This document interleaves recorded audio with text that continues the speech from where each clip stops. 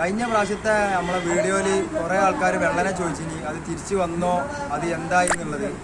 അപ്പോൾ നമ്മളെ വെള്ളപ്രാവ് സംഭവം തിരിച്ചു വന്നിക്കണ്. വെള്ളപ്രാവിന് നമ്മൾ പ്രതീക്ഷിച്ച മാതിരി തന്നെയാണ് വെള്ളപ്രാവിൻ്റെ അവസ്ഥ ഉള്ളത്. പ്രാവിൻ്റെ ചിറകിന് നല്ലൊരു സ്ക്രാച്ച്, നല്ലൊരു മുറിയുണ്ട്. ചട്ടയർക്ക് ഫുള്ള് ചോര ഒലിച്ച് നിൽക്കുകയാണ്. അപ്പോൾ പ്രാവിൻ്റെ അവസ്ഥ ഒന്ന് ഞാനിപ്പോൾ നിങ്ങൾക്കൊന്ന് കാണിച്ചു തരാം.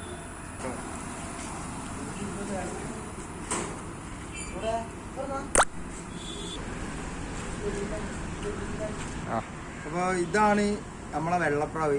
ആ പോയി മിസ്സായി പറഞ്ഞ വെള്ളപ്രാവ് വന്ന പ്രാവ് ഇതാണ്. പ്രാവിൻ്റെ ചട്ടക്കാണ്. പ്രാവിൻ്റെ ചട്ടചെറുകിന് ഇതാ നല്ല കളറിൽ നീല കളറായിട്ടുണ്ട് പ്രാവിൻ്റെ ചിറകിന്.